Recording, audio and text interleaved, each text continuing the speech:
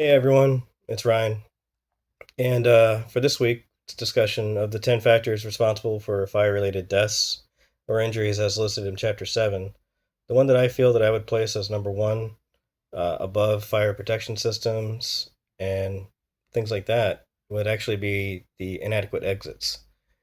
For me, with factors such as inward swinging doors, open stairs, revolving doors, unlighted exits, lack of panic bars, and the possibility of an insufficient number of exits, there's just a lot of responsibility on the business owner and builder part that they could very easily be lacking in. And so, historically, large fires in the past century alone have actually contributed to so many deaths and injuries that new NFPA standards had to emerge from them.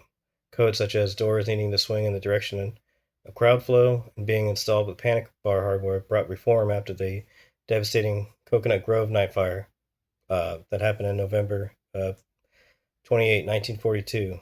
It actually killed 492 people, most of them of which were trying to exit through a revolving door. But back then, a revolving door could actually pass as an exit for their current regulations. So when they tried to get through there, they were wedged and got stuck, and a lot of them perished. But thankfully, nowadays, entrances with revolving doors need to be accompanied with other doors that swing outward with panic bars. But just because NFPA standards made some significant changes over the years, it doesn't mean that builders or business owners need to follow them. In fact, fires that made history, such as the Roquest Theater Fire 1903, Coconut Grove Nightclub Fire 1942, and the Our Lady of the Angels School Fire of 1958, all passed inspections within weeks of the fires. The fire department inspection of the school, uh, that could have actually been complacency on their part, but what about the other two places? Those places, the nightclub and the theater, they're geared towards making money. So it very well could have had been an inspection that didn't pass up to date codes due to some form of bias motive.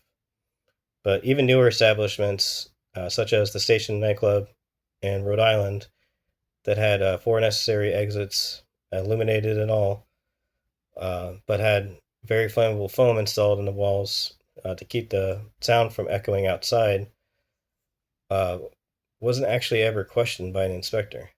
So when the Station nightclub caught on fire back in 2003, it actually caused 100 deaths, and the black smoke was so dense that people couldn't see the illuminated exits. So when people were trying to leave, they couldn't see any other exits. So naturally, people tend to go the way that they came in. So they all piled up at the entrance, got stuck, and died. But overall, the need for buildings to conform to current NFPA codes is essential, especially when it comes to having the right amount of exits available up to code. Yet business owners are willing to let code slip through the cracks. Do you think that if harsher punishments were made due to failed inspections, more people would survive during an evacuation?